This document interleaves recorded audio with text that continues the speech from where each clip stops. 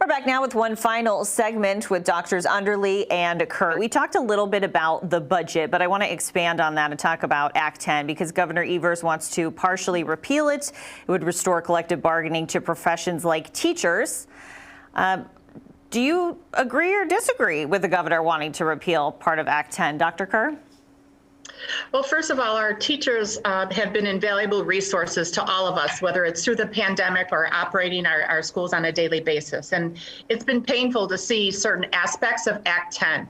But from a budget perspective, we needed to work together to make those changes. And so what I did in Brown Deer, I always worked professionally with my teachers. They had input to changing insurance and the instructional calendar.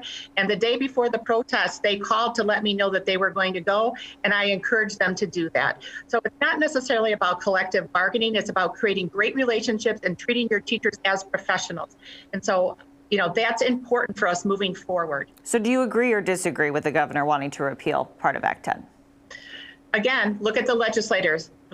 That's not going to happen. And he can say that all he wants to, but I think it's more important to establish the relationships with the teachers and the teachers union because of the great work that they've been doing and providing them all the resources that they need to recover from this pandemic. Dr. Underly, what do you think? Yeah, I agree with Governor Evers on this. Former Governor Walker cut nearly $1 billion from our kids' public schools and undermined our teachers. And that has resulted in a decade of, struggling to recruit teachers into our classrooms. Scott Walker is now backing my opponent. And at the time, Deb Kerr called Act 10 to, quote, a gift. I don't think cutting nearly $1 billion from our kids' schools and dividing our families and friends was a gift.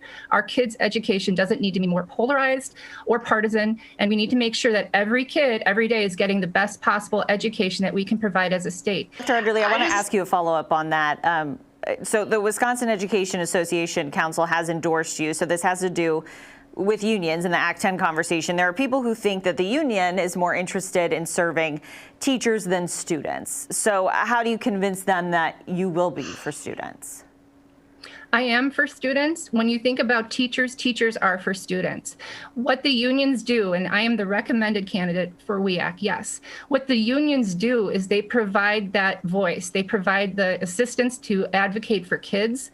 When you look at the things that Act 10 did to undermine our teachers, that prevented teachers from going into the teaching profession, every kid every day deserves a well-qualified, passionate teachers, and that's what the unions fight for. Dr. Kerr, did you have one final word here?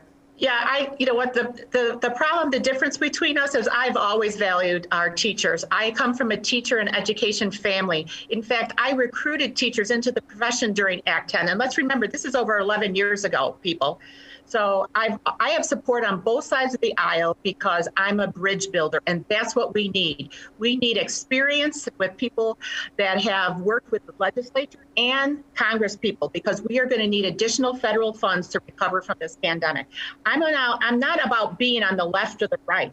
I am focused on moving forward for the sake of all children in Wisconsin. I'm in favor of all children in Wisconsin too, but that's why teachers are telling you what to do all the time, and our 5 largest school districts are not open right now, and they have the largest minority populations in the state of Wisconsin. So all of our Black and brown kids are not getting an education like their white classmates. That's so discrimination. You would do this by mandating a state plan, Deb. You would mandate a state plan for all schools to reopen, when in the reality, it has to be a local decision. When you look at the inequities in our largest school districts, you look at the facilities, you look at all of that. And schools are open across the country. Well, I really appreciate you both being with us. This is a robust conversation. It's very important for parents, teachers, and students to hear. So thank you both for appearing on Upfront.